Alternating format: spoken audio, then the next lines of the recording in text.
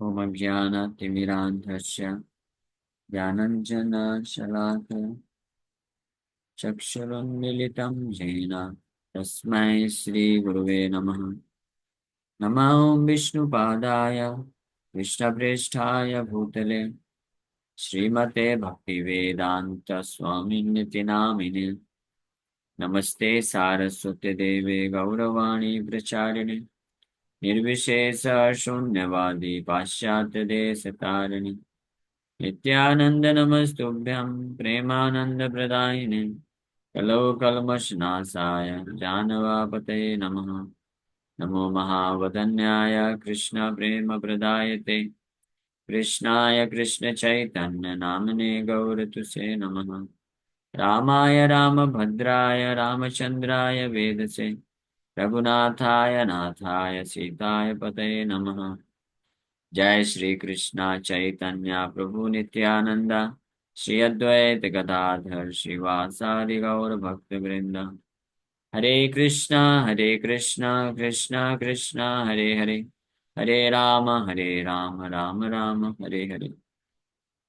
हरे कृष्णा। तो आप सभी भक्तों का हार्दिक स्वागत है। आज के राम कथा में हम लोग चर्चा कर रहे हैं श्री वाल्मीकि रामायण और इसका बाल कांड अध्याय 63 Vishwamitra falls prey to lust, जिसके अभी तक हम लोग श्रवण किए। विश्वामित्र मुनि आ, 1000 वर्षों तक फिर से तपस्या प्रारंभ कर दिए थे और पश्चिम भाग में पुष्कर तालाब के पास तपस्या करने में लगे थे और कई वर्षों तक तपस्या कर रहे थे। फिर इंद्रदेव के द्वारा मेनका को भेजा गया। फिर मेनका के प्रलोभ के कारण वो फंस गए और कुछ वर्षों के पश्चात उनको रियलाइज हुआ कि देवताओं के द्वारा ये कार्य किया गया है। तो इमीडिएटली वापस से वो उस स्थान को छोड़ करके अब हिमालय की तरफ चले जाते हैं और फिर से तपस्या करने में लग जाते हैं और ऐसी तपस्या करते हैं कि वापस से फिर फाइनली ब्रह्मा जी आकर के उनको 1000 वर्ष फिर तपस्या करते हैं और ब्रह्मा जी आकर के उनको अब महर्षि का टाइटल देते हैं। नाउ यू हैव बिकम महर्षि। महर्षि शब्दम अतुलम स्वाजितय कर्म भी सुभय यदि मैं भगवान आहा ततो अहम विजितेंद्रिया। ये विश्वामित्र मुनि जब ब्रह्मा जी उनको बोले कि आप महर्षि हैं, तो विश्वामित्र मुनि बोले कि महर्षि का मतलब है, इसका मतलब I am now formally control in control of my senses. मैंने अपनी इंद्रियों को यानी पूरी तरीके से नियंत्रित कर लिया है। तो ये सुन करके विश्वामित्र ब्रह्मा जी बोलते तम उवाच ततो ब्रह्मा न तावत् त्वं जितेन्द्रिय यतस्व मुनि शार्दूला इत्युक्त्वा त्रिदिवं गतः। Brahma then told him you are not yet in control of your senses। पूरी तरीके से अभी भी आपकी इंद्रिय संयमित नहीं है।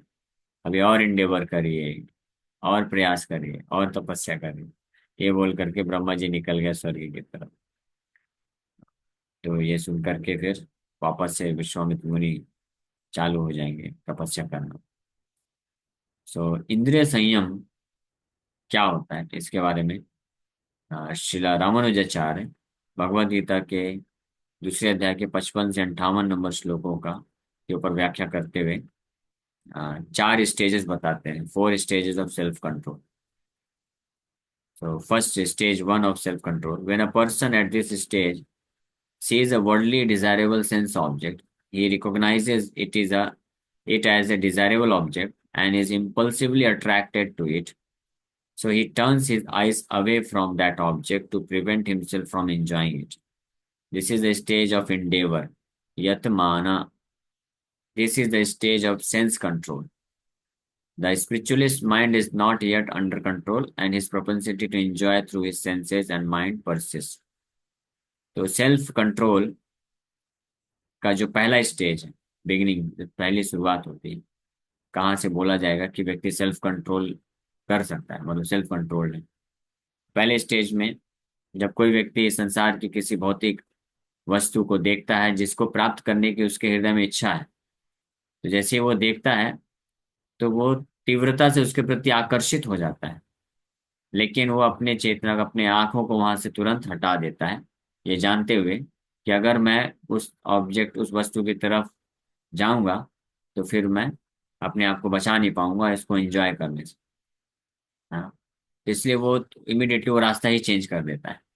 तो ये भी एक हालांकि सेंस कंट्रोल का एक लक्षण है, सेल्फ कंट्रोल है, लेकिन ये पहला है, शुरुआत है। इस स्टेज को नाम दिया गया यतमाना। This is the stage of sense control, जिसमें जो अध्यात्मवादी व्यक्ति है उसका मन पूरी तरीके से भी कंट्रोल नहीं है, and he is propensity to enjoy through his senses and mind persist. उस अपने इंद्रियों के द्वारा जो है सुख भोग करने की जो प्रवृत्ति है वो अभी भी बनी हुई। फिर next, stage 2 of self control. ये अलग अलग स्टेजेस बताए गए, यानी विश्वामित्र मुनि को महर्षि टाइटल दिए ब्रह्मा जी, तो ये बात सूचित करता है कि उन्होंने सेल्फ कंट्रोल प्राप्त किया है, लेकिन अभी कंप्लीट नहीं हुआ था। इसलिए ब्रह्मा जी बोले endeavor more, और प्रयास कर। तो second stage of self control, when a person at this stage sees a worldly desirable sense object, he recognizes it as a desirable object, but he is not impulsively attracted to it. Yet he feels slight happiness upon seeing it, though he does not attempt to enjoy that sense object. This is the stage of differentiating the degrees of attraction towards sense objects, व्यतिरेक। व्यतिरेक की stage होती है। At this stage, the senses have already come under control, but the mind is only partially under control. The spiritualist propensity to enjoy through his senses and mind is still there. तो जो दूसरा second stage of self control है, जिसमें व्यक्ति कोई desirable object, कोई वांछित वस्तु को देखता है और ये जानता है कि ये वांछनीय वस्तु है, यानी इंद्रिय सुख, इंद्रिय भोग प्राप्त करने के लिए ये उचित वस्तु है, इसके द्वारा एंजॉयमेंट मिल सकता है। लेकिन पहले स्टेज में ये जानता भी है कि ये वस्तु जो है मेरे सेंसेस को एंजॉयमेंट दे सकती है, और वो उसके तरफ इम्पल्सिवली अट्रैक्ट भी होता है, यानी आकर्षण भी तीव्रता से बनता भी। लेकिन स्टेज 1 सेल्फ कंट्रोल होने के कारण, यतमान की स्थिति में होने के कारण, वो इमीडिएटली रास्ता चेंज कर लेता है। तो उसमें लगता नहीं है, क्योंकि उसको मालूम है कि मैं अगर इसमें जाऊंगा तो फिर I will be force to enjoy. लेकिन सेकंड सेकंड स्टेज में सेल्फ कंट्रोल में थोड़ा और प्रगति होती है, जिसमें तो वो व्यतिरेक की स्थिति कहलाती है, जिसमें वो वस्तु को तो देख पाता है कि ये सेंस एंजॉयमेंट के लिए डिजायरेबल ऑब्जेक्ट है ना, लेकिन उसके प्रति इम्पल्सिवली अट्रैक्टेड नहीं होता है, यानी अपनी इंद्रियों को वो संयमित कर लेता है, लेकिन मन संयमित नहीं होता है। मन मन को आकर्षण होता है, लेकिन इंद्रियां उधर नहीं भागती हैं। और उस वस्तु को देखते हुए उसको कुछ सुख की अनुभूति होती है, लेकिन उसको एंजॉय करने के लिए, उसको भोग करने के लिए वो अटेम्प्ट नहीं करता है उधर, ये उसका घसीटा नहीं चला जाता। तो इस स्टेज को डिफरेंशिएटिंग स्टेज बोलते हैं, differentiating the degrees of attraction towards sense object. या इसको अगर सरल भाषा में बोले तो ये दो स्टेजेस का, ये पहला स्टेज है, जो सबसे पहला स्टेज है, उसमें किसी वस्तु के प्रति आकर्षण आया तो उसको वो आकर्षण आसक्ति तक चला जाता है। इसलिए आसक्ति तक गया तो मतलब वो अनकंट्रोल हो जाएगा, इसलिए आसक्ति के स्टेज में जा सकता है, उसके पहले ही वो अपना मुंह मोड़ लेता है, साइड हो जाता है कि नहीं नहीं नहीं ये डेंजरस है। और सेकंड स्टेज में आकर्षण होता है, लेकिन आसक्ति तक नहीं जाता है, आसक्ति की स्टेज को नहीं जाता है। आकर्षण रहता है कि हाँ ये अच्छी वस्तु है, अच्छा व्यक्ति है, लेकिन नहीं नहीं मेरे काम करना, मैं मेरा रास्ता अलग। तो इसलिए वो उसको बहुत अपने आप को फोर्सफुली हटाने की आवश्यकता नहीं पड़ती। ये सेकेंड स्टेज। और फिर stage third of self control बोला गया कि when a person at this stage sees a worldly desirable sense object, he recognises that it is a desirable object. यानी तीसरे स्टेज सेल्फ कंट्रोल में भी व्यक्ति जब देखता है किसी वस्तु को, तो ये जानता है कि हाँ इसके द्वारा सेंस एंजॉयमेंट मिल सकता है, but he is neither impulsively attracted to it nor does he even feel happiness upon seeing it. ना तो उसको ऐसा आसक्ति आती है, इम्पल्स आता है कि मुझे इसको प्राप्त करना ही है, और ना ही वो उसको देख करके कोई सुख की अनुभूति करता है, मतलब मन के स्तर पे भी नहीं, है ना, इंद्रियों और मन के स्तर पे भी। He does not attempt to enjoy it, attempt करने की तो दूर की बात है। This is the stage of control of the internal sense organ, एकेंद्रिया। एकेंद्रिया, इंटरनल सेंस ऑर्गन मतलब मन को भी नियंत्रित कर लेता है। At this stage the spiritually senses and mind have come under full control. मन और इंद्रियां पूरी तरीके से अब उसके नियंत्रण में होती हैं। His propensity to enjoy through his senses and mind remains. लेकिन मन और इंद्रियों को की जो प्रवृत्ति है एंजॉय करने की, वो रहती है अभी भी थर्ड स्टेज में। लेकिन थर्ड स्टेज जो है, ये जो थर्ड स्टेज है, at least third stage of self control, इस स्टेज तक कोई आ सकता है आसानी से। ये मतलब इतना डिफिकल्ट नहीं है। मतलब अगर कोई भक्ति मार्ग में नहीं है तो निश्चित रूप में डिफिकल्ट है, पहला स्टेज ही प्राप्त करना बहुत डिफिकल्ट हो जाएगा। लेकिन भक्ति मार्ग में साधन भक्ति के माध्यम से कोई अगर दृढ़ता थोड़ा भी सिंसियर होता है और इंटेंस भजन कर लेता है थोड़ा भी, तो थर्ड स्टेज तक आ सकता है। थर्ड स्टेज मतलब कि मन और इंद्रियों में संसार में भोग करने की प्रवृत्ति है, लेकिन वो प्रवृत्ति जो अवसर आते हैं, कोई सामने वस्तु आ गया, व्यक्ति आ गया जिसके द्वारा इंद्रियों को कुछ भोग मिल सकता है, तो उनके प्रति वो जानता है इस बात को कि ये डिजायरेबल ऑब्जेक्ट है मन और इंद्रियों के लिए, लेकिन उसके प्रति उन वक्त व्यक्ति वस्तु के प्रति उसको ऐसा इम्पल्सिव अट्रैक्शन नहीं होता, नहीं मुझे ये चाहिए ही। और ना ही वो उसको देख करके उसको मन में सुख प्राप्त होता है। क्यों? क्योंकि उसका सुख कहीं और है। उसका सुख है भगवान का भजन करने में, सेवा में जो सुख है, ये क्या है? थर्ड क्लास सुख। जैसे यामुनाचार्य बोले, यदवधि मम चेत कृष्ण पदार विंदयो, हाँ, नव नव रस धाम्नि उद्यंतुम रंतिमाश्रित। यदवधि, यदवधि मम चेत कृष्ण पदार विंदयो, ये थर्ड स्टेज। नव नव रस धाम्नि उद्यतम रंतुमासीत्। तदवधि बत नारी संगम स्मर्यमाने भवति मुख विकार सुष्टु निष्ठीवनम च। तो बोल रहे हैं कि since I have been engage in the transcendental service of Krishna, realizing ever new pleasure in him, whenever I think of sex pleasure I spit at the thought, and my lips curl with distaste।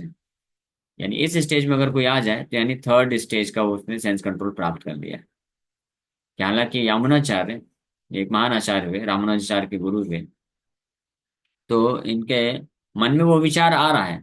विचार क्यों आ रहा है? क्योंकि पहले वो राजा थे तो इस प्रकार का भोग किए थे, लेकिन बाद में शुद्ध वैष्णव को अपने गुरु बना करके उनके मार्गदर्शन में रह के जैसे उन्होंने कृष्ण कॉन्शियसनेस को विकसित कर लिया, शुद्ध कृष्ण चेतना प्राप्त कर लिए, तब भगवान कृष्ण के चरण कमलों का सेवा करने की भावना में इतने तीव्रता से फिक्स हो गए, कृष्ण के प्रति प्रेम जब उत्पन्न हो गया, तो कृष्ण के चरण कमलों की सेवा करने से जो नया नया रस मिल रहा, तो उसके कारण कभी उनके मन में, क्योंकि मन और इंद्रियों की प्रवृत्ति तो है भोग करने की, तो मन में कभी इस प्रकार का भोग करने के विचार आ भी गया, स्पेशली जो ग्रेटेस्ट इम्पल्स होता है सेक्स डिजायर, वो अगर कभी आ भी गया, तो इमीडिएटली उसमें वो मन के स्तर पे सुख भी नहीं भोगते हैं।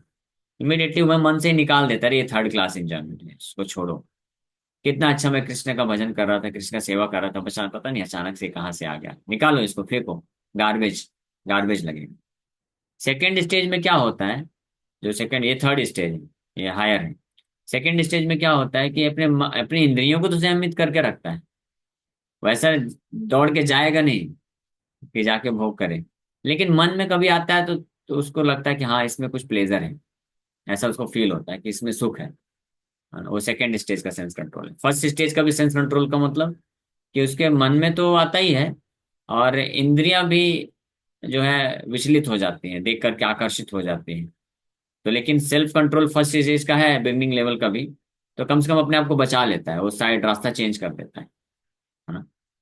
तो एटलीस्ट फर्स्ट स्टेज का जो सेल्फ कंट्रोल वो तो होना ही चाहिए। अगर वो नहीं है किसी में तो फिर वो बहुत मुश्किल है भक्ति मार्ग में आगे बढ़ पाना। लेकिन फिर भी भक्ति इतना शक्तिशाली है कि कोई किसी भी स्टेज का हो, फर्स्ट स्टेज का हो या नो स्टेज का हो, वो प्राप्त कर सकता है, अगर स्थित रहे, साधन भक्ति को छोड़े नहीं, दृढ़ता से अगर नाम जप करता है तो धीरे धीरे first stage, second stage, third stage में आ सकता है आसानी से। मतलब ऐसा नहीं कि बहुत टाइम लगेगा, कुछ साल भी अगर, नहीं नहीं सही बात है, प्रैक्टिकल कुछ साल भी अगर कोई करता है ना, दृढ़ता से भजन करेगा, तो थर्ड स्टेज में कम से कम आ सकता है। थर्ड स्टेज मतलब कि मन और इंद्रियों में कभी कभी विचार आ जाएगा, ये भोग करने का संसार के प्रति, लेकिन जानेगा ये थर्ड क्लास एंजॉयमेंट, इसको मुझे त्याग देना चाहिए। जैसे कभी विचार आ गया, अरे मैं भी अगर नौकरी कर रहा होता तो कितना पैसा कमाता, कितना अच्छा गाड़ी होता, कितना अच्छा बंगला होता, कितनी सुंदर पत्नी होती, मैं कितना इंजॉयमेंट कर सकता था। लेकिन इमीडिएटली ये विचार अगर आएगा भी, इमीडिएटली वो समझ जाएगा लेकिन इससे अच्छा तो मुझे यहाँ पे मिल रहा है। कितना अच्छा भगवान का ड्रेसिंग कर रहा हूँ, कितना अच्छा नाम जप, कितना अच्छा प्रचार, कितना अच्छा सेवा, ये जो सुख है इससे ज्यादा सुख तो वो नहीं है, वो थर्ड क्लास। तो ये समझ जाएगा वो। इसको third stage of self control बोलते हैं। इस स्टेज पे कोई व्यक्ति अपने साधन भक्ति के मदद से साधक के स्टेज में भी इस स्टेज में आ सकता है। यानी थर्ड स्टेज में अगर आ गया तो इसका मतलब she is almost pure devotional platform और शुद्ध भक्ति के स्तर पे स्थित होने लग गया है। लेकिन जो फोर्थ स्टेज है, कंप्लीट परफेक्शनल स्टेज, वो केवल पूर्ण रूप से जिसका हृदय शुद्ध है, निर्मल है, वही इस स्टेज में आ सकता है। वशीकार बोलते हैं इसको, वशीकार। थर्ड स्टेज को बोलते हैं एकेंद्रिया, और सेकंड स्टेज को बोलते हैं व्यतिरेका, फर्स्ट स्टेज को बोलते हैं यतमान। ये नाम नहीं। तो फोर्थ स्टेज में क्या है? When a person at this stage sees a worldly desirable sense object, he does not recognize it as a desirable object at all. ये संसार की किसी वस्तु या व्यक्ति को देखता है जिसको जिसको डिजायरेबल ऑब्जेक्ट है, जिसको सब लोग चाहते हैं प्राप्त करना अपने भोग के लिए। लेकिन जो fourth stage of self control में होता है, यानी पूर्ण रूप से आत्म साक्षात्कार को प्राप्त किया है भगवान कृष्ण का, जो सब पूर्ण रूप से विशुद्ध भक्त होता है, वो ऐसी वस्तुओं को अपने सेंस ऑब्जेक्ट के रूप में देखता ही नहीं है। वो उनको कैसे देखता है? कृष्ण के सेंस ऑब्जेक्ट के रूप में देखता है। कृष्ण को सुख देने के लिए है ये। हाँ, कृष्ण को सुख देने के लिए। और इसलिए वो क्या करता है, ऐसा ही वास्तव में जो व्यक्ति होता है वो योग्य होता है युक्त वैराग प्रिंसिपल को अपनाने के लिए, यानी सब कुछ को स्वीकार करके कृष्ण की सेवा में लगाने के लिए। बाकी तीन स्टेजेस में हमको अवॉइड करना चाहिए एसोसिएशन। बाकी जो तीन स्टेजेस है ना, बाकी तीन स्टेजेस में कोई व्यक्ति है, ऐसे अगर आकर्षण आ गए सामने से तो रास्ता बदल देना चाहिए उनको, नहीं। लेकिन चौथे स्टेज में जो व्यक्ति होते हैं, जैसे like Srila Prabhupada, he was in fourth stage of self control. तो वो कितना भी संपत्ति आए, कितना भी कोई पैसा दे दे, कितनी भी स्त्रियां सामने आई, सबको कृष्ण की सेवा में लगा दी। जितना पैसा आया कृष्ण की सेवा में, जितने लोग आए, बड़े बड़े लोग आए, पॉलिटिशियन आए, बहुत रिच लोग आए, फेमस लोग आए, और वेस्टर्न कंट्रीज में बहुत सारी सुंदर स्त्रियां आए, लेकिन कोई फर्क नहीं पड़ा। वो सबको कृष्ण की सेवा में लगा दिए, कृष्ण के दास दासी के रूप में देखा। ये fourth stage of self control. लेकिन जो first second third stage of self control में है, उनको बहुत ही जो फूक फूक के का पैर रखना चाहिए। ऐसे लोगों के साथ ज्यादा संग नहीं करना चाहिए जो बहुत ज्यादा रिच हैं, बहुत धनी हैं, या बहुत ज्यादा प्रभावशाली भौतिकवादी हैं। तो उनको कृष्ण के सेवा में लगाने के चक्कर में कहीं हम उनसे प्रभावित होकर के उधर यू टर्न ना ले लें, ये चांसेस रहता है। इसलिए उनसे सेफ डिस्टेंस बना के रखना चाहिए। हाँ। लेकिन चौथे स्टेज में ये पॉसिबल है कि वो उससे विचलित नहीं होगा, क्योंकि वो किसी भी डिजायरेबल सेंस ऑब्जेक्ट को जो है डिजायरेबल ऑब्जेक्ट के रूप में नहीं देखता है, सेंस ऑब्जेक्ट के रूप में नहीं देखता। Therefore he is not impulsively attracted to it. ना तो वो उसके प्रति इम्पल्सिवली अट्रैक्टेड है। He does not feel happiness upon seeing it. मन में ऐसे विषय वस्तुओं को देख करके उसको सुख भी नहीं मिलता है, भौतिक सुख, इंद्रिय तृप्ति वाला सुख। और साथ ही साथ में he does not attempt to enjoy it, attempt भी नहीं करता उसको एंजॉय करने का। This is the stage of absolute control of mind and propensities. ये जो स्टेज है, ये पूर्ण स्थिति है, पूर्ण रूप से अपने मन और इंद्रियों को कंट्रोल कर पाने वाली स्थिति होती है। ये पूर्ण रूप से वो अपने मन और इंद्रियों को उनकी प्रवृत्तियों के साथ नियंत्रित कर चुका है। इसको बोलते हैं वशीकार। वशीकार मतलब जिसके मन और इंद्रियां पूर्ण रूप से संयम है, यानी मन और इंद्रियों को कंट्रोल भी कर लिया और मन और इंद्रियों की जो प्रवृत्ति है संसार में भोग करने की, उस वो भी खत्म हो चुकी है। केवल सेवा की प्रवृत्ति है बस। The spiritualist senses and mind have come under his full control, and his very propensity to enjoy through the senses and mind has disappeared. So Lord Brahma's point is that Vishwamitra had not yet attained stage 3 of self-control, as mentioned above. For at that stage, one's mind and senses are not at all attracted towards a sense object in the proximity of the spiritualist. क्योंकि विश्वामित्र मुनि खुद से जाकर self one control था, self to control था, लेकिन third stage भी प्राप्त नहीं किए थे, क्योंकि जब उनके पास अपॉर्चुनिटी मिला था तो वो उनमें सुख को ढूंढ पा रहे थे, इसलिए वो इंगेज हो गए थे। तो थर्ड स्टेज ऑफ जो सेल्फ कंट्रोल है, तो अगर कभी अपॉर्चुनिटी भी मिलेगा तो भी उसमें उस सुख को नहीं ढूंढ पाता है वो उससे ज्यादा सुख जो है भगवान के सेवा में, भगवान के चेतना में प्राप्त कर लेता है।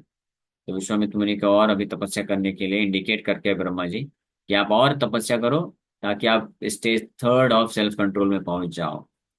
तो इस स्टेज को भी विश्वामित्र मुनि प्राप्त कर लेंगे तपस्या करके। लेकिन जो चौथा स्टेज है ना, वो कोई अपने बल पे कितना भी तपस्या कर ले प्राप्त नहीं कर सकता। उसको प्राप्त करने का एकमात्र उपाय है क्या? पूर्ण रूपेण कृष्ण प्रेम। कृष्ण की कृपा से पूर्ण रूप से जो कृष्ण के प्रति आसक्ति विकसित कर लेगा, वो चौथ fourth stage of self control को प्राप्त कर सकता है। वो भी पॉसिबल है ना? वो क्योंकि कृष्ण के हाथ में है ना। अगर आप सिंसियरली कृष्ण को समर्पण कर दिए तो कृष्ण दे सकते हैं, आजा बेटा, तुमको मैं अपने में ही पूरी तरीके से प्रेम में लीन कर देता हूँ। तो ये भौतिक रस अपने आप खत्म हो जाएगा। परम दृष्टवा निवर्तते, गीता में मैंने ये चीज बोली। परम दृष्टवा, परम मतलब भगवान को देख करके, साक्षात्कार प्राप्त करके भगवत प्रेम अगर विकसित हो गया तो निवर्तते, ये मन और इंद्रियों का जो प्रोपेंसिटी भी है, प्रवृत्ति भी है संसार में भोग करने का, वो भी पूरी तरह से खत्म हो सकता है। और वो स्टेज होती है, then he becomes eligible to enter into the kingdom of God. Fourth stage of self control में पहुंचने के बाद व्यक्ति इस भौतिक संसार को पूरी तरह से त्याग करके भगवान के धाम में प्रवेश करने के योग्य होता है, उस स्टेज पर आना। Hare Krishna, thank you very much. किसी बात का कोई प्रश्न है क्या? पूछ सकते हैं।